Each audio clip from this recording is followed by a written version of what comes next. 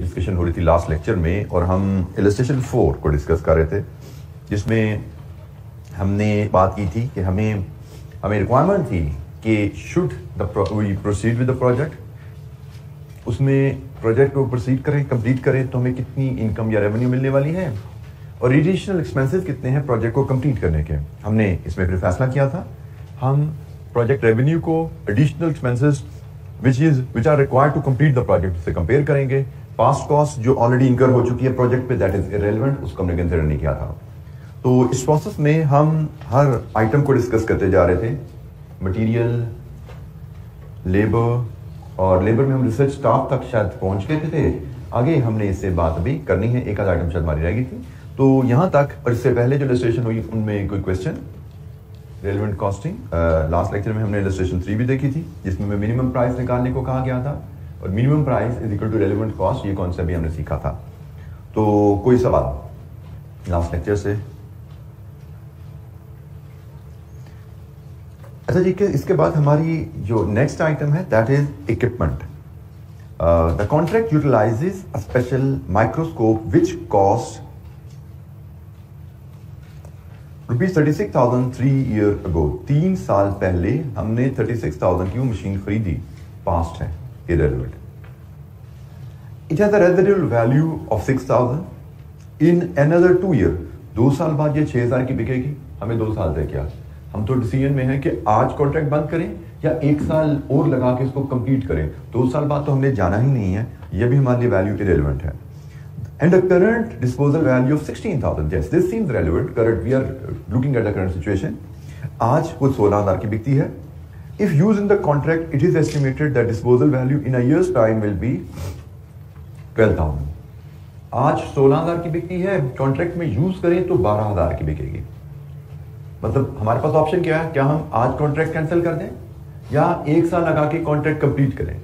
As far as this equipment is concerned, अगर हम आज कॉन्ट्रैक्ट कैंसिल करते हैं तो इक्विपमेंट हम 16,000 का बेच पाएंगे। अगर 1 साल लगा के कॉन्ट्रैक्ट कंप्लीट करते हैं तो इक्विपमेंट कितने का बेच पाएंगे?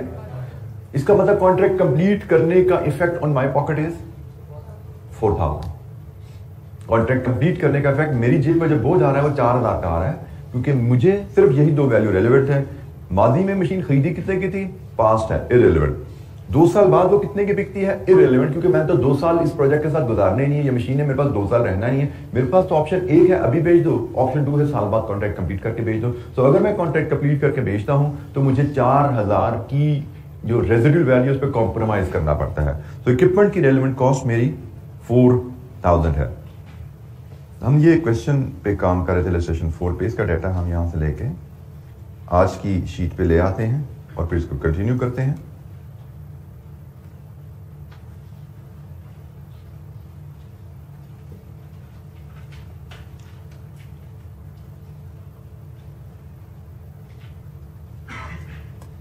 तो जी हमने अब एक जो कॉस्ट आइडेंटिफाई की, जिसको हमने यहां पे इनकॉर्पोरेट करना है, दैट इज इक्विपमेंट कॉस्ट, और इसकी वैल्यू हमने डिटरमिन किया है 16,000 माइनस 12,000, इट इज 4,000। ये जी इक्विपमेंट की हमारी रेलेवेंट कॉस्ट आ गई, जो कि हमें इंकर करनी पड़ेगी if we go for completing the contract.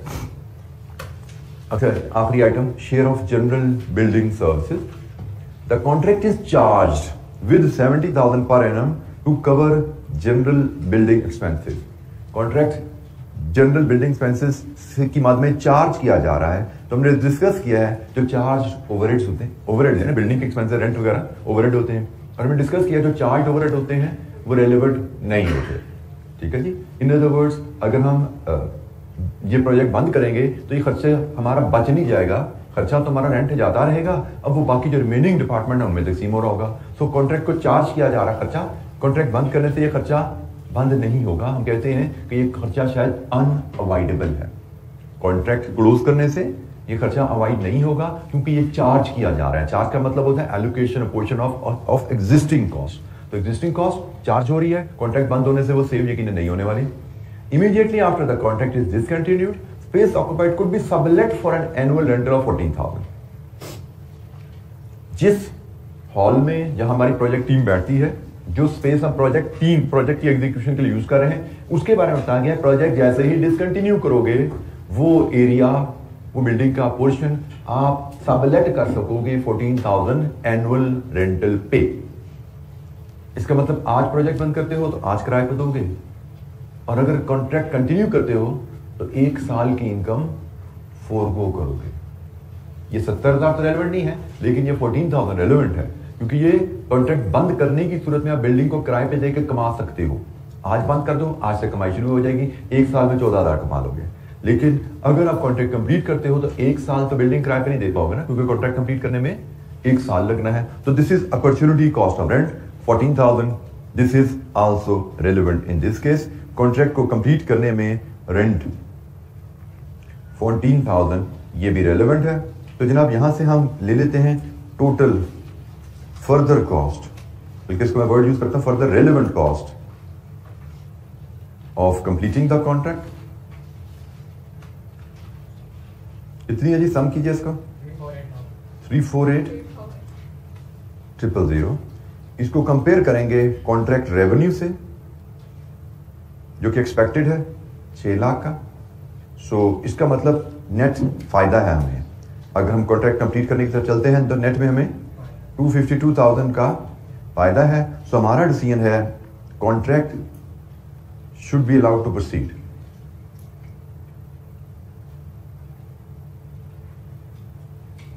Contract को कंप्लीट होने देना चाहिए। यही हमसे सवाल पूछा गया था कि कॉन्ट्रैक्ट कंप्लीट करें या ना करें। Contract should be allowed to proceed, क्योंकि हम देख रहे हैं कॉन्ट्रैक्ट को कंप्लीट करेंगे, एडिशनल खर्चा जो फर्दर रेलेवेंट कॉस्ट है 348 है, और कॉन्ट्रैक्ट रेवेन्यू 6 लाख है। नेट हमें 252 का फायदा है कॉन्ट्रैक्ट कंप्लीट करने में। जी कोई सवाल?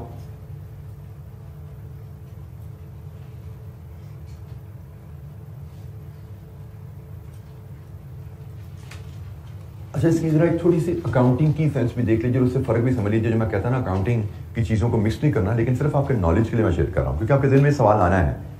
आपके जहन में एक सवाल आएगा कि भाई 3 लाख तो हम पहले ही खर्च कर चुके हैं, 3,48,000 और लग रहा है, तो इस हिसाब से हमारी कॉस्ट 6,48,000 पे जा रही है, और इसके बदले हमें तो 6 लाख का रेवेन्यू आ रहा है, हमें तो 48,000 का नुकसान होता नजर आ रहा है।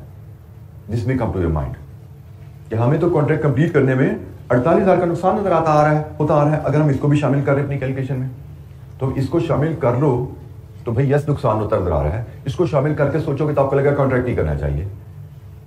इसको शामिल करके सोचो तो आपको लगता है नुकसान है, कॉन्ट्रैक्ट कंप्लीट नहीं करना चाहिए, कॉन्ट्रैक्ट में तो नुकसान है। लेकिन इसको निकाल के हमने क्या फैसला किया है? कॉन्ट्रैक्ट कंप्लीट करना चाहिए। अब जरा सोचो, आप इसको शामिल करके कॉन्ट्रैक्ट कंप्लीट नहीं करते तो आपका नुकसान कितना है? आपने इसको अपनी कैलकुलेशन में शामिल किया, आपको नुकसान नजर आया, आपने कहा हमने कॉन्ट्रैक्ट नहीं पूरा करना, खत्म कर दो यहीं पे। तो जब खत्म किया तो 3 लाख तो पहले लग चुका है ना, ये तो सारा कॉस्ट चार्ज हो गया ना, रेवेन्यू कुछ भी नहीं आएगा, 3 का 3 कॉस्ट चार्ज होगा। तो अगर आप कॉन्ट्रैक्ट यहीं पे बंद करते हो तो आपका नुकसान 3 लाख का है। अकाउंटिंग के लिहाज से बात करें हम, अगर आप यहीं पर कॉन्ट्रैक्ट बंद करते हो आपका नुकसान 3 लाख का है, और अगर आप कॉन्ट्रैक्ट कंप्लीट करते हो तो आपका नुकसान 48 का है। इसका मतलब कॉन्ट्रैक्ट कंप्लीट करने के नतीजे में आपने नुकसान कितना कम कर लिया? नुकसान में कमी आई ना आपके कॉन्ट्रैक्ट कंप्लीट करने के वजह से। That is income. A Penney saved, loss saved is income. और यही हम यहां पे कह रहे हैं कि भाई आज से आगे चलो, कॉन्ट्रैक्ट कंप्लीट करने में नेट फायदा है 2,52,000 का, क्योंकि आज कॉन्ट्रैक्ट डिस्कशन हमारी यहां पे खत्म हो चुकी है। ये सिर्फ मैंने आपके जहन में जो अकाउंटिंग के नॉलेज से लिंक होकर क्वेश्चन आ रहे हैं उसको मैंने एक्सप्लेन किया है। हमारा डिसीजन, हमारा टूल यहां पे कंप्लीट हो चुका है। जी एनी क्वेश्चन, कोई सवाल?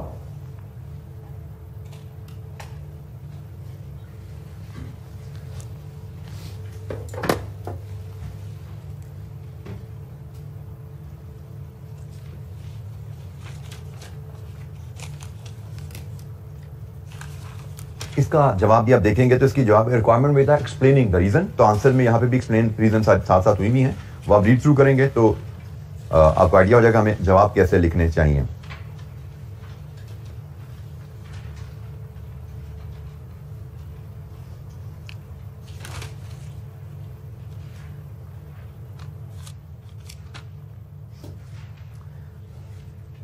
अच्छा जी, अब हम कुछ एग्जाम लेवल क्वेश्चंस देखेंगे जो हमें क्वेश्चन बैंक में अवेलेबल हैं। रेलेवेंट कॉस्टिंग के स्टैंड अलोन कॉन्सेप्ट पे 3 क्वेश्चन हमारे पास हैं। जिनमें से 4 क्वेश्चन हमारे पास हैं, जिनमें से 2 हम करने जा रहे हैं, बाकी 2 आपकी होम असाइनमेंट में रहेंगे। ये कॉन्सेप्ट स्टैंड अलोन में भी टेस्ट होता है और ये रेलेवेंट कॉस्टिंग के जो कॉन्सेप्ट्स हैं, ये डिसीजन मेकिंग जो नेक्स्ट चैप्टर हमने पढ़ने हैं उसमें भी ये यूज किया जाता है। तो पहला क्वेश्चन हमारे पास है जी फजल इंडस्ट्रीज का, पेज 272 पे, पेज 272।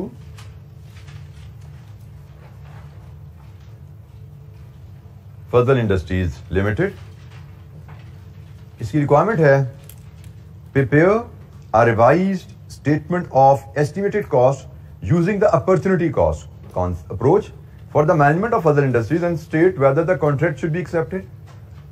अच्छा, ये अपॉर्चुनिटी कॉस्ट की टर्म एग्जामिनर यहां पे जो यूज कर रहा है, ये इसको as an replacement of relevant cost use कर रहा है।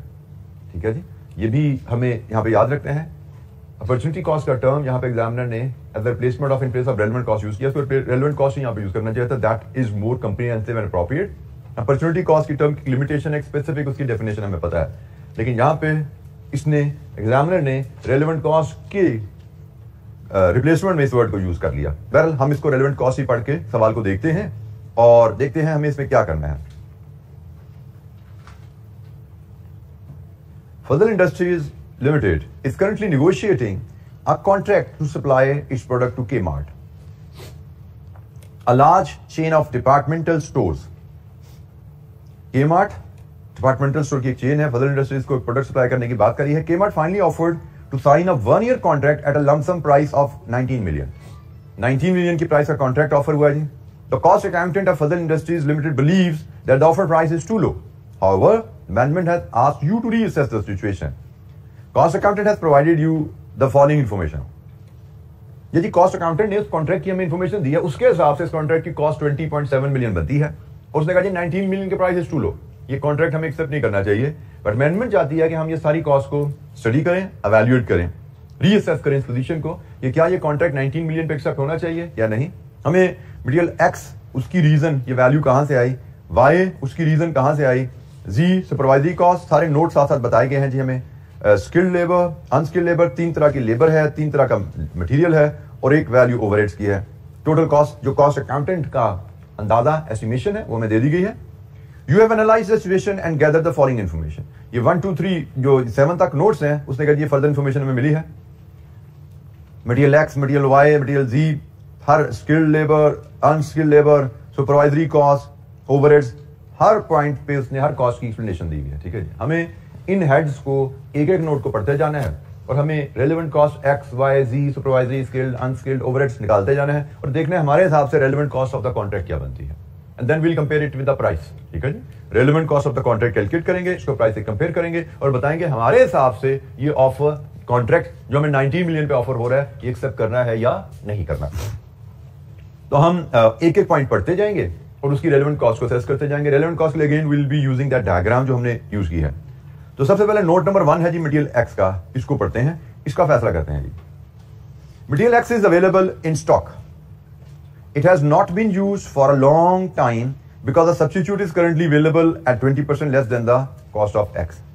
अब यहां पे अब एक असूल और याद रखिएगा, एक जनरल प्रिंसिपल, जरूरी नहीं कि आपको जो भी कॉस्ट की इंफॉर्मेशन दी जाए मटेरियल की, लेबर की, वो डिटो आपके ट्री में फिट होती हो।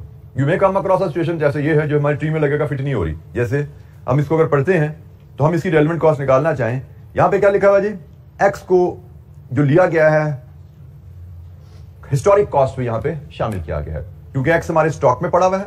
हिस्टोरिक कॉस्ट से मराद जिस कीमत पे वो ओरिजिनली खरीदा गया था, तो कॉस्ट अकाउंटेंट ने उस कॉस्ट पे यहां पे शामिल किया है। एक चीज तो हमें पता है, कहानी जो मर्जी हो, बात एक्स के बारे में जो मर्जी लिखी हो, हिस्टोरिक कॉस्ट कभी भी रेलेवेंट नहीं होती, इसके बारे में हम क्लियर है। ठीक है, अब क्या रेलेवेंट है उसके लिए हम दोबारा नोट नंबर 1 पे आते हैं। Is material in stock? Yes. Is it in regular use? No. Does it have an alternative use? आप यहां पे कह सकते हैं कि यस, क्योंकि उसने कहा सब्स्टिट्यूट इज मार्केट में अवेलेबल है। ठीक है, और सब्स्टिट्यूट अवेलेबल है वो कितने का मिलता है? 20% लेस देन द कॉस्ट। हमने पढ़ा था अगर अल्टरनेटिव यूज हो तो हम हायर ऑफ द 2 वैल्यूज लेते हैं। एक, अल्टरनेटिव यूज में जिस मटेरियल को ये सब्स्टिट्यूट करेगा वहां पे कॉस्ट सेविंग क्या है, और दूसरी स्क्रैप वैल्यू। अब यहां पे स्क्रैप वैल्यू का जिक्र ही नहीं है, we have only one option कि भाई इस मटेरियल को दूसरे मटेरियल की जगह यूज करेंगे तो वहां पे कॉस्ट सेविंग क्या मिलती है, 20% less than the cost of x. ठीक है जी। तो जनाब हमारे लिए यहां से हम क्वेश्चन नंबर 2 की रेलेवेंट कॉस्ट जब बनाने जाते हैं, हम क्वेश्चन नंबर 2 की रेलेवेंट कॉस्ट जब बनाने जा रहे हैं तो इसमें हमारे पास मटेरियल एक्स हम कहेंगे जी इसकी रेलेवेंट कॉस्ट बनेगी कितनी जी, 15 लाख हिस्टोरिक कॉस्ट है, इससे 20% कम मतलब इसका 80%। एग्रीड। तो ये कितनी वैल्यू बनी, 12 लाख। ये मटेरियल एक्स की रेलेवेंट कॉस्ट आ गई।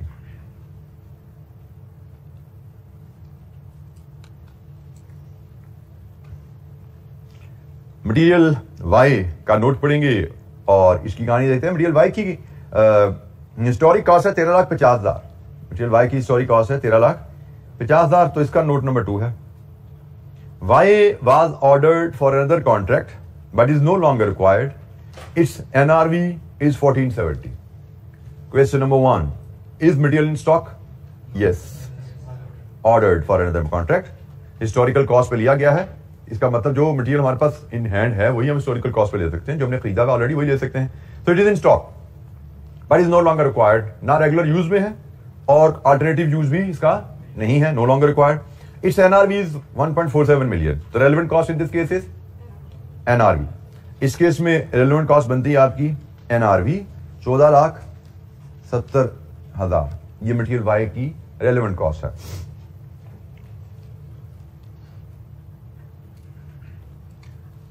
इसके बाद मटेरियल जी का नोट नंबर 3, तो वो एक लाइन का 3-4 वर्ड्स हैं।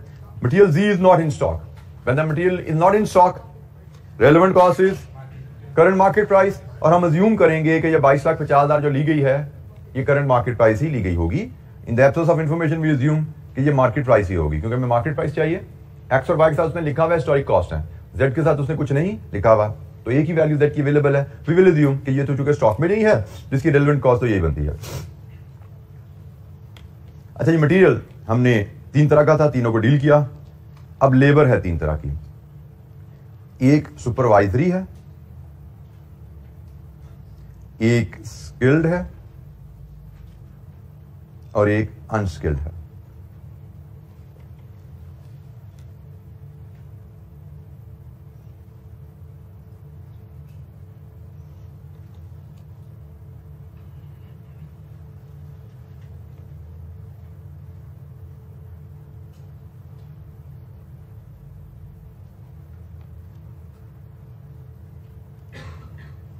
अच्छा जी, सुपरवाइजरी के लिए नोट नंबर 6 हमें पढ़ना है जी। नोट नंबर 6, हम नोट नंबर 6 पढ़ते हैं सुपरवाइजरी लेबर के लिए। 2 new supervisor will be hired for this contract at 15,000 per month. The present supervisor will remain employed whether the contract is accepted or not. अच्छा, यहां पे उसने 8,10,000 का ब्रेकअप तो नहीं दिया। उसने कहा इस कॉन्ट्रैक्ट के लिए आपको सिर्फ 2 सुपरवाइजर चाहिए 15,000 पर मंथ पे, और ये कॉन्ट्रैक्ट की ड्यूरेशन कितनी है, 1 साल। तो हम अगर 2 सुपरवाइजर हायर करें 1 साल के लिए तो 15,000 × 2 × 12 ये बनती है इस कॉन्ट्रैक्ट के लिए सुपरवाइजर की रेलेवेंट कॉस्ट। हमने पढ़ा है पहली बात ये बताई, सुपरवाइजर कॉस्ट फिक्स होती है, वेरिएबल होती है। सुपरवाइजर सैलरी का ताल्लुक नंबर ऑफ यूनिट प्रोड्यूस से होता है। Supervisor are generally hired on monthly packages. यहां से भी नजर आ रहा है पर मंथ सुपरवाइजर की सैलरी फिक्स कॉस्ट है। और हमने फिक्स कॉस्ट के बारे में पढ़ा हुआ है कि फिक्स कॉस्ट रेलेवेंट सिर्फ उतनी ही होती है जो कॉन्ट्रैक्ट की वजह से इंक्रीमेंटल इनकर हो, ऐसे ही है। तो कॉन्ट्रैक्ट की वजह से जो इंक्रीमेंटल कॉस्ट है वो 15,000 × 2012 है। बाकी कॉस्ट प्रोजेक्ट की वजह से नहीं है। शायद यहां पे कॉस्ट अकाउंटेंट ने फैक्ट्री के सारे सुपरवाइजर्स की सैलरी डाल दी है, तो उसने देखा जी कॉन्ट्रैक्ट में सुपरवाइजर यूज होने हैं तो सारे सुपरवाइजर की सैलरी डाल दी गई है। हमें पता है सुपरवाइजर की सैलरी फिक्स कॉस्ट है, हमें पता है फिक्स कॉस्ट सिर्फ इंक्रीमेंटल रेलेवेंट होती है। जो कॉन्ट्रैक्ट की वजह से एडिशनल इनकर हो वो रेलेवेंट है। तो जनाब कॉन्ट्रैक्ट की वजह से एडिशनल फिक्स कॉस्ट जो इनकर हो रही है वो 15,000 पर मंथ 2 सुपरवाइजर की है, तो 1 साल की कितनी बनी, 360,000। This is the relevant cost of supervisor.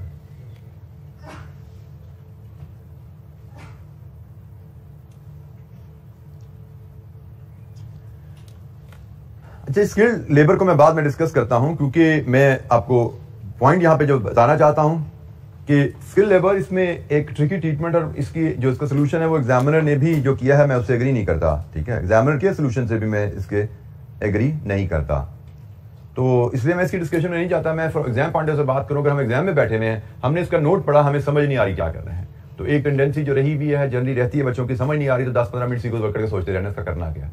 आपने एक दफा पढ़ा, दो दफा पढ़ा, समझ नहीं आई ना, अभी हमने पढ़ा नहीं है, बाद में पढ़ेंगे, मैं समझा भी दूंगा आपको। लेकिन आई एम अज्यूमिंग कि आप एग्जाम में बैठे हो, आप एक दफा पढ़ोगे, दो दफा पढ़ोगे, आपको शायद समझ नहीं आएगी करना क्या है, इसकी रेलेवेंट कॉल कैसे निकालनी है, ट्री कैसे फिट करना है, इसमें फिट नहीं होगा ट्री आपसे, तो बजाय इसके 15 मिनट लगाओ। आपको पता होना चाहिए हर पॉइंट को ट्रीट करने के लिए 1 नंबर 2 नंबर 1 नंबर 2 नंबर मिलते जा रहे हैं, तो इसकी समझ नहीं आ रही, इसके 2-3 नंबर होंगे, लेकिन हमें नहीं समझ आ रही कैसे लेने हैं, अगले तो लो, इसकी खैर है, इसको बाद में देख लेंगे। तो लेट्स मूव फॉरवर्ड। मैंने कहा जी मुझे इसकी समझ नहीं आ रही स्किल्ड लेबर की, तो मैंने स्किल्ड लेबर की यहाँ पे वैल्यू लिखी, अमाउंट लिखी, इसको मैंने फिलहाल खाली छोड़ा, मैं आगे अनस्किल्ड पे चला गया, मैं अनस्किल्ड पे आ गया।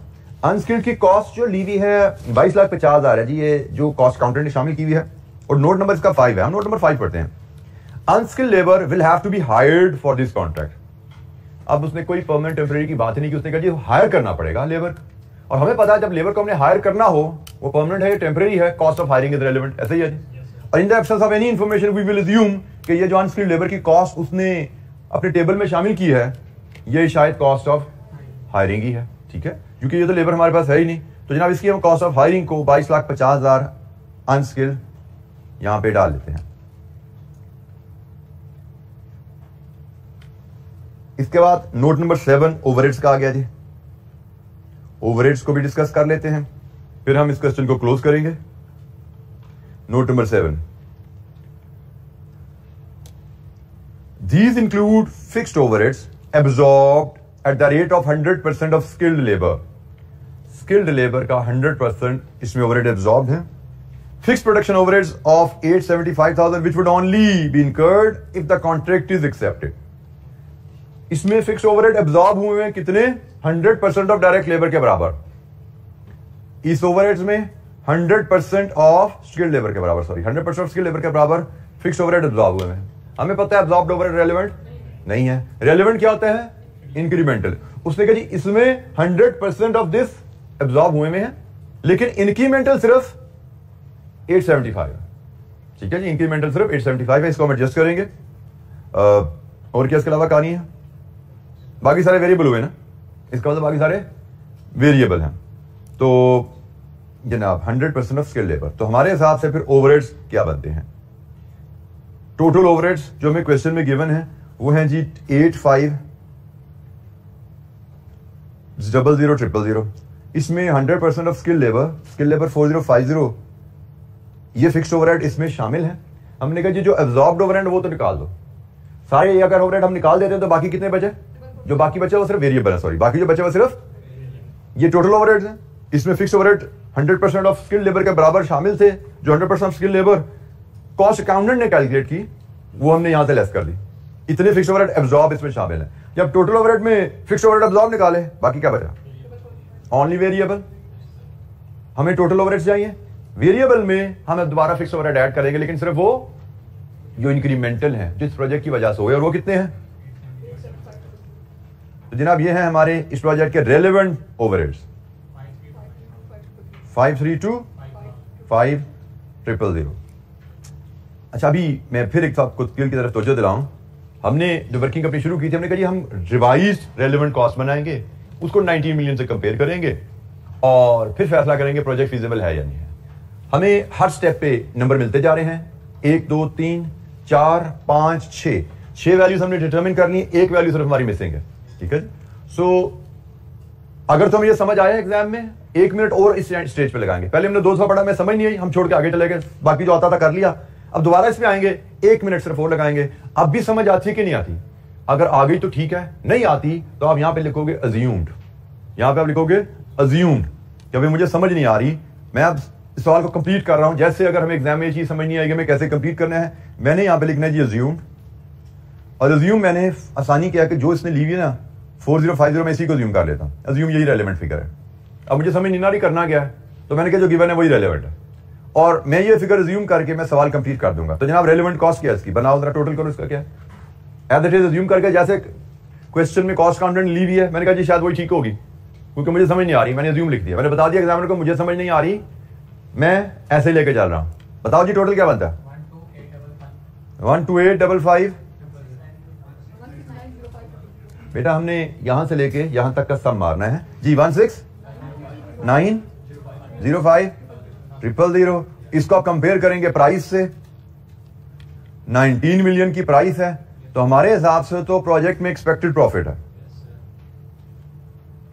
कितना? Expected profit 2095000। हम प्रोजेक्ट का एक्सपेक्टेड प्रॉफिट निकालेंगे और हमसे पूछा गया है कि बताइए कॉन्ट्रैक्ट एक्सेप्ट करना चाहिए कि नहीं चाहिए? करना चाहिए, हम यहां पे लिख देंगे कॉन्ट्रैक्ट शुड बी एक्सेप्टेड।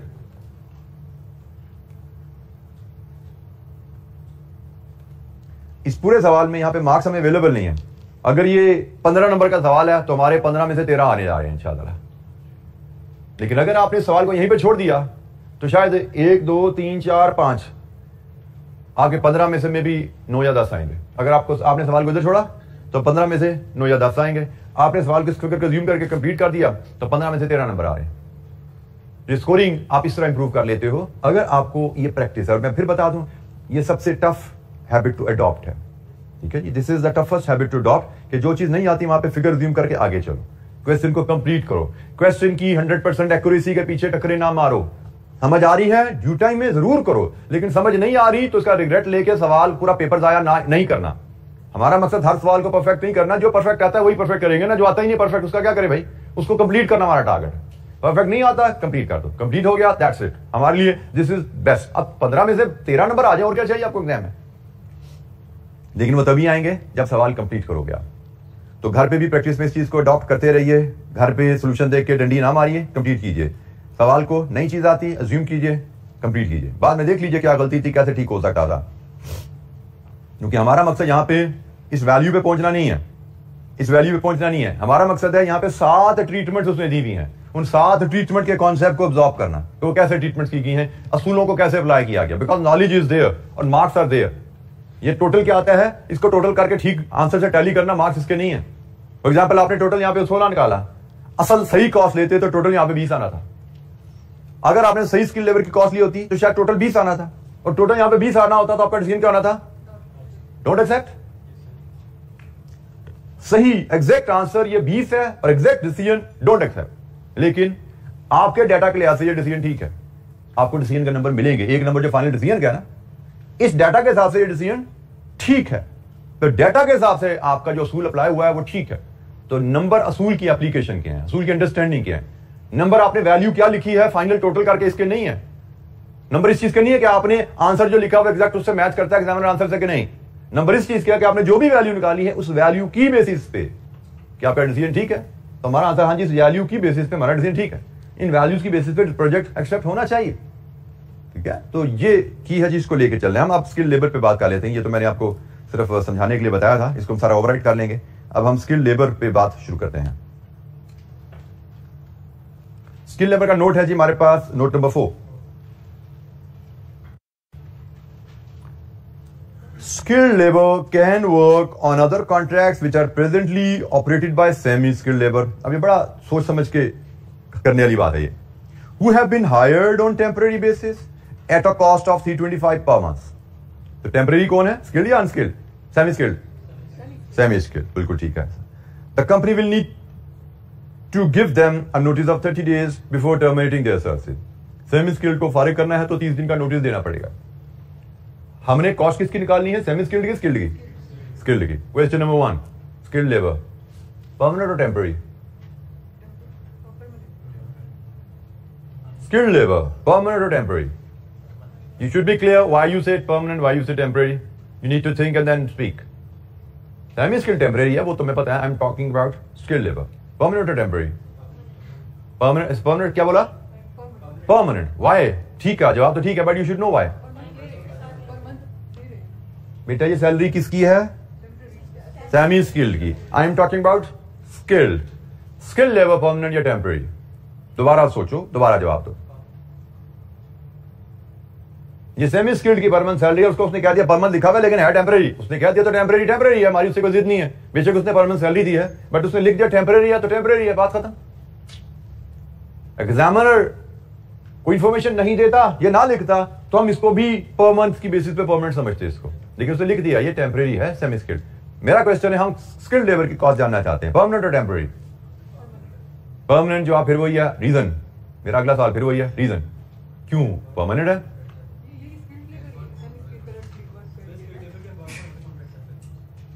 तो वो तो डाइवर्ट करने वाली बात है ना, एक कॉन्ट्रैक्ट से दूसरे कॉन्ट्रैक्ट पे डाइवर्ट करने की बात कर रहे हो, तो डाइवर्ट तो टेम्परेरी भी लेबर हो जाती है, डाइवर्ट तो परमानेंट लेबर भी होती है। हमने ट्री में पढ़ा था ना।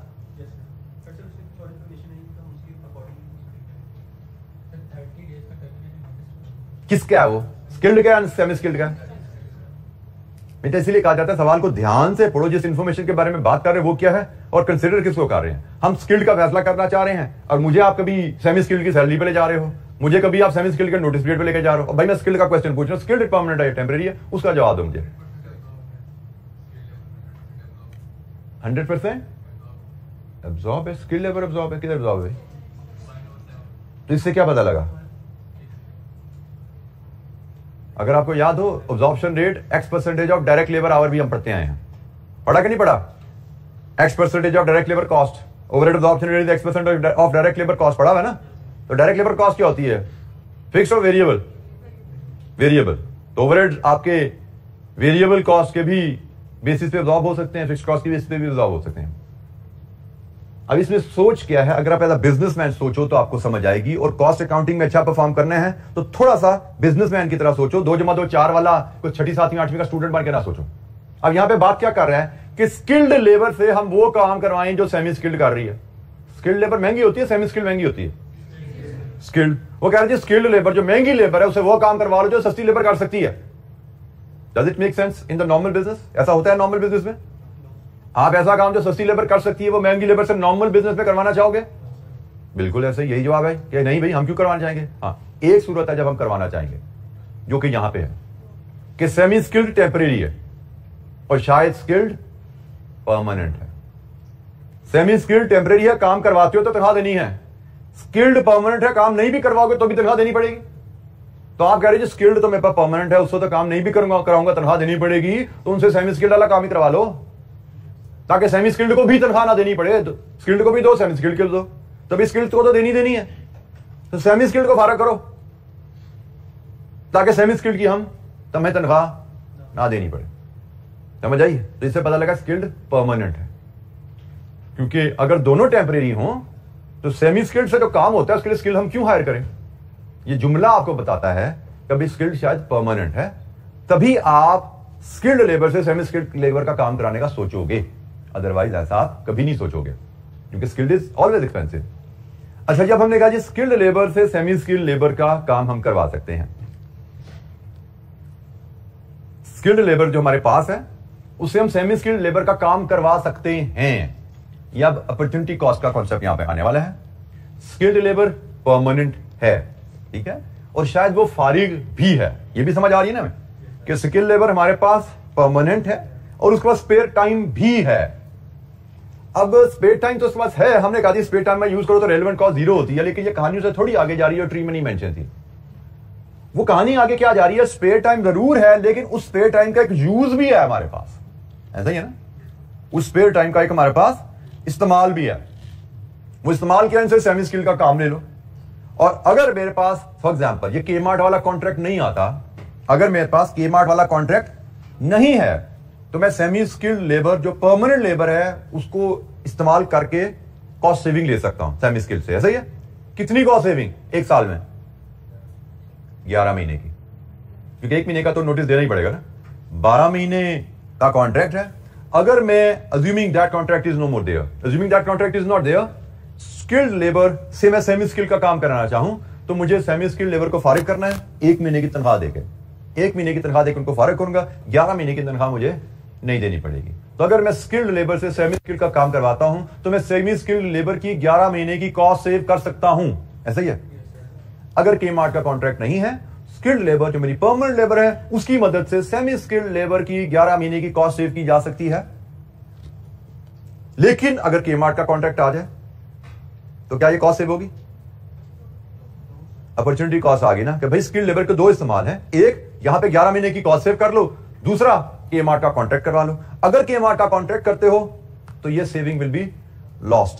तो स्किल लेबर की रेलेवेंट कॉस्ट जो है वो सेमी स्किल लेबर की 11 महीने की तनख्वाह है, 3,25,000 इंटू 11। अपॉर्चुनिटी कॉस्ट कितनी है जी? 3575,000। यहां से आप टोटल कॉस्ट और फिर एक्सपेक्टेड गेन्स आप रिवाइज कर सकते हैं फिगर। बट एनीवेज हमने नंबर हमारे सारे यहां पे मिल रहे हैं, ये तो टोटल करना है और कंपेयर करके फैसला करना है। तो बहरहाल असूल मैंने सारे आपसे डिस्कस कर लिए। Any question? बट अगेन जैसे मैंने कहा चीज अगर समझ नहीं आ रही तो हमें टेंशन नहीं है, 1 नंबर 2 नंबर की ट्रीटमेंट है, कोई इशू नहीं है। हमारे सारे सवाल सारे पार्ट्स हमें समझ आ गए। पूरे सवाल में टोटल हम देखें तो 8 प्रिंसिपल अप्लाई हुए हैं। 7 कॉस्ट के ऊपर थे, रेलेवेंट कॉस्ट आइडेंटिफाई करना, और 8वां ये इनका कंपैरिजन करके डिसीजन था। तो 8 प्रिंसिपल में से अगर हमें स्किल लेबर की समझ नहीं भी आई तो 7/8 एक्सीलेंट परफॉर्मेंस है। लेकिन वो एक्सीलेंट तभी है जब टोटल 8 करोगे। अगर छठे पे या 5वें पे आकर रुक गए और अगले 3 छोड़ दिए तो आप 4/8 या 5/8 कर पाए हो। तो एक्सीलेंट परफॉर्मेंस तभी है जब 7/8 स्कोर करो कि 7 ट्रीटमेंट्स कर दो, 1 ट्रीटमेंट नहीं आती, उसी पे सिर्फ कंप्रोमाइज हुआ। This is the excellent performance when we call it. जी एनी क्वेश्चन? कोई सवाल?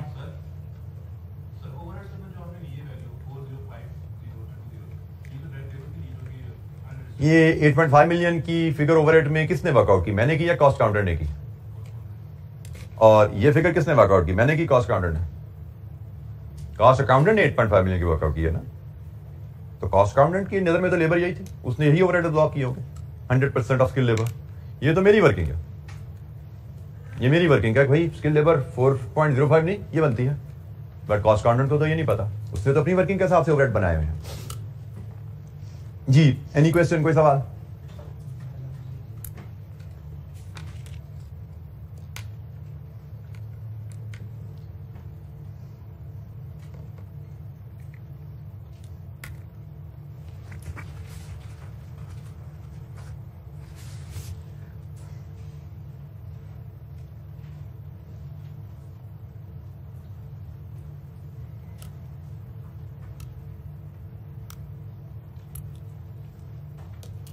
अच्छा जी, अब हम क्वेश्चन नंबर 3 पे जरा नजर डालेंगे। ये भी हम जैसे अब कंप्लीट तो नहीं करेंगे, लेकिन शुरुआत करेंगे, खत्म इसको कल करके नेक्स्ट चैप्टर पे मूव कर जाएंगे।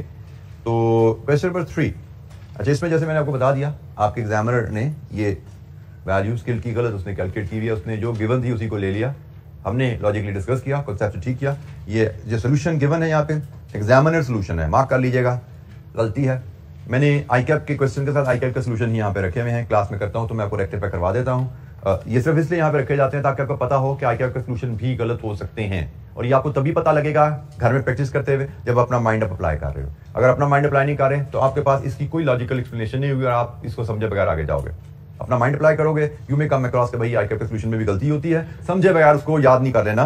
प्रिंसिपल से मैच करेगा, असूलों से मैच करेगा तो आगे चलेंगे। अच्छा जी, टोपाज लिमिटेड, ये लिखा तो यहाँ पे स्प्रिंग 11 क्वेश्चन 4 है, लेकिन ये सीए फाइनल का क्वेश्चन है। पहले डिसीजन मेकिंग हमारे पास ये फाइनल के कोर्स में मैनेजमेंट अकाउंटिंग में होता था, कॉस्ट अकाउंटिंग में 2011 में ये डिसीजन मेकिंग का टॉपिक शायद नहीं होता था।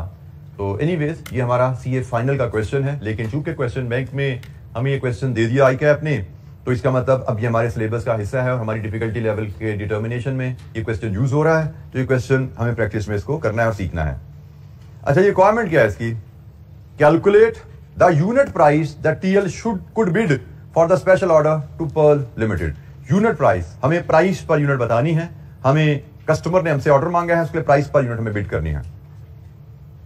और अगर आखिरी नोट भी पढ़ लो तो TL policy to earn profit at the rate of 20% of the selling price. ये कंपनी की पॉलिसी है, 20% ऑफ सेलिंग प्राइस आप प्रॉफिट लेते हैं, तो इसका मतलब आपकी कॉस्ट जो होती है वो 80% ऑफ प्राइस होती है, ऐसा ही है। तो आपको कॉस्ट ऑफ द प्रोडक्ट बनानी है और कॉस्ट बाय 80 इंटू 100 करोगे तो प्राइस आ जाएगी, ऐसा ही है। इस जुमले से पता लग रहा है कि 20% ऑफ द प्राइस मुनाफा होता है, इसका मतलब 80% ऑफ द प्राइस कॉस्ट होती है। तो cost of the product divide with 80 into 100 price आ जाएगी, जो कि हमारा जवाब होगा। और कॉस्ट ऑफ द प्रोडक्ट हमें जो लेनी है वो relevant cost of the product लेनी है, ठीक है। Principle, relevant cost of the product divide with 80 into 100 will be your price, will be your answer. और आपके मेजर मार्क्स इस सवाल में 14 नंबर का सवाल है, तो कॉस्ट जब निकल आएगी, कॉस्ट बाय 80 इंटू 100 करके प्राइस निकालना 1 नंबर है। मांगी उसने प्राइस है, लेकिन कॉस्ट निकलने के बाद प्राइस निकालना 1 नंबर है। 13 मार्क्स शायद आपके कॉस्ट निकालने के हैं। 13 मार्क्स यहाँ पे कॉस्ट निकालने के, जो रिक्वायरमेंट में कहीं नहीं लिखी हुई, और 13 मार्क्स में भी कॉस्ट में material, labour, variable overhead, fixed overhead, और 13 मार्क्स भी बटे में कि कितने नंबर मटेरियल के, कितने लेबर के, कितने वेरिएबल के, कितने फिक्स्ड ओवरहेड के, हर स्टेप पे नंबर मिल रहे हैं। ठीक है, तो इसी असूल के तहत हम पढ़ते हैं जरा सवाल। Topaz limited is the manufacturer of consumer durables. Pearl Limited, one of the major consumers, has invited TL to bid for a special order of 150,000 units of product Beta. Following information is available for the preparation of the bid. Each unit of Beta requires 0.5 kilogram of material C. This material is produced internally in the batches of 25,000 kg each.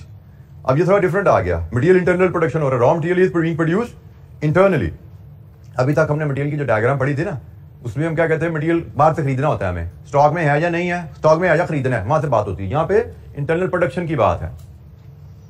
At a variable cost of 200 rupees per KG, the setup cost per batch is 80। 25,000 KG का एक batch होता है, variable cost 200 रुपए लगती है पर KG, और setup cost हर batch शुरू करने से पहले 80,000 का खर्चा मजीद भी लगता है। Material c could be sold in the market at a price of 225 per kg. TL has the capacity to produce 100,000 kgs of material C.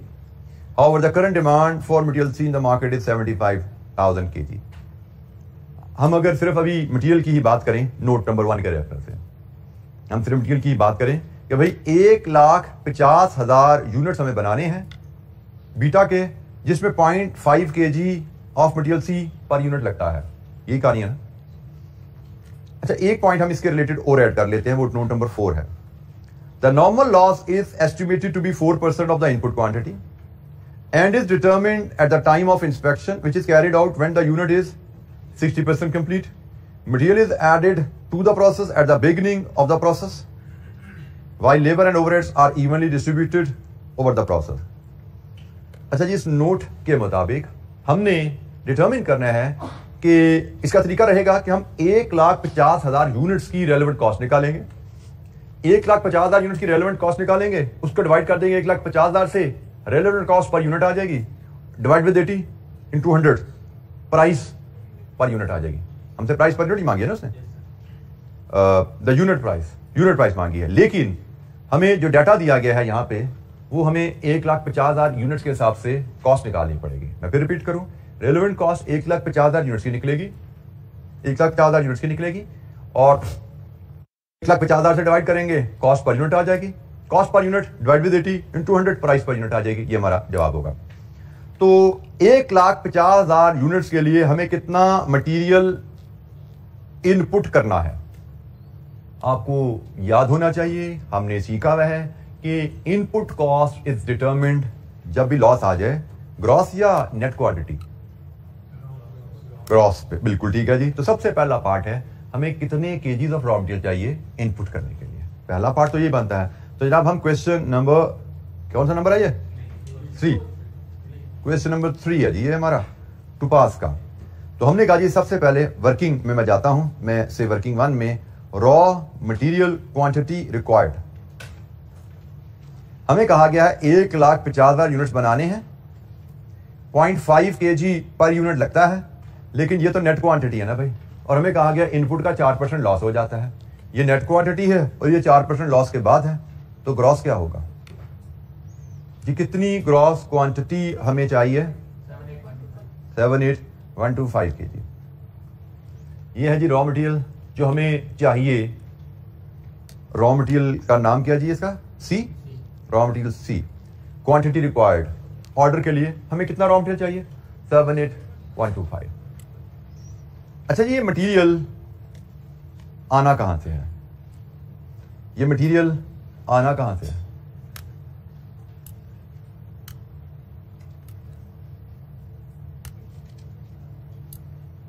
Note number 1 ही हमने पढ़ा था, उसी से ही हमें पता लगता है। उसने कहा ये मटेरियल बनाना तो आपने इन हाउस है, बनाना आपने इन हाउस है, लेकिन इस मटेरियल को बनाने की आपकी जो कैपेसिटी है वो कितनी है, 100,000। लेकिन ये मटेरियल बना के बाहर बेचते भी हो, कितना बाहर बेच देते हो, 35,000। इसका मतलब अगर नया ऑर्डर आपके पास आ रहा है, उसके लिए मटेरियल सी बनाने की बात की जाए तो आपके पास मटेरियल सी बनाने की कितनी कैपेसिटी, कितनी गुंजाइश है? करंटली आप मटेरियल सी बना के बाहर बेच रहे हो लहदा से, अब नया एक ऑर्डर आ गया, उसमें भी सी ने इस्तेमाल होना है। कितना इस्तेमाल होने हमने निकाला था अभी 78,125 kg। तो हमने कहा जब हमें 78,125 kg और चाहिए नए प्रोजेक्ट के लिए, लेकिन हमारे पास कैपेसिटी कितनी बची हुई है? 25,000। हम सिर्फ 25,000 बना सकते हैं। तो जनाब अब मैं कॉस्ट की बात करने चलता हूं। तो मैं कहा जी मुझे टोटल तो मटेरियल इतना चाहिए, तो इसमें से कॉस्ट ऑफ 25,000 kg वो क्या है? 80,000 लगा के मशीन सेटअप की जाएगी एक बैच के लिए, और 25,000 इंटू 200 ये जनाब प्रोडक्शन कॉस्ट होगी, वेरिएबल प्रोडक्शन कॉस्ट इस बैच की। तो 25,000 की कॉस्ट आ गई कितनी जी? 5080,000। ये तो कॉस्ट आ गई 25,000 की। मुझे कितना चाहिए? 78.25। 25,000 तो मैंने बना लिया। अब बाकी कितना बचा? 53,125। तो इसको मैं चले 78,125 माइनस 25,000, ठीक है जी, ये मेरा बाकी बचा। अब अगर मैंने नया ऑर्डर लेने हैं तो ये कहां से लाऊं मैं? मेरे पास ऐसे 25,000 की कैपेसिटी थी, बना लिया मैंने, ये कहां से लाऊं? द ओनली ऑप्शन इज जो बेचने के लिए बनाया ना वो बेचू ना यूज कर लूं, यही है ना, फ्री काम होता है ना। तो बेचू ना यूज कर लूं, अपॉर्चुनिटी कॉस्ट का कॉन्सेप्ट। बेच के कितना कमाना था? 225 रुपए पर केजी। ये वाला तो मैंने बनाया ही इस प्रोजेक्ट के लिए है ना, तो बनाने पे जितना खर्चा लगा डाल दो। ये मैंने इस प्रोजेक्ट के लिए तो नहीं बनाया, ये तो मैंने 225 के साथ से बेचने के लिए बनाया था ना। तो अगर मैं इसको इस प्रोजेक्ट में यूज करूंगा, अपॉर्चुनिटी कॉस्ट 225 रुपए पर केजी मैं लूज कर रहा हूं। तो यहां पे रेलेवेंट कॉस्ट कितनी है जी? 119,3125। लीजिए जी, सम कीजिए, कितनी बड़ी रेलेवेंट कॉस्ट ऑफ मटेरियल। ये ज्यादा नहीं कुछ लगा दिया? नहीं ठीक, अच्छा मैंने कोमा गलत लगा दिया। लीजिए कितना बना साम इसका? 17,111 170,33125। ये इतनी ओपिनियन ज्यादा क्यों आ जाती है? सिर्फ 2 वैल्यूज को जमा करना था हमने, इसमें 3 वैल्यूज मुझे मिल गई माशाल्लाह से जी। 170,33125 रेलेवेंट कॉस्ट ऑफ मटेरियल हमने ले लिया। बाकी जो इसके कंपोनेंट्स हैं उन पे इंशाअल्लाह हम कल बात करेंगे, ठीक है जी। तो आज का लेक्चर इतना ही। इस पे भी कोई क्वेरी होगी उस पर भी कल एड्रेस करेंगे। मजीद आगे कंपोनेंट्स पे भी, लेबर ओवरहेड पे बात करेंगे कल इंशाअल्लाह, ठीक है जी। थैंक यू, अस्सलाम वालेकुम।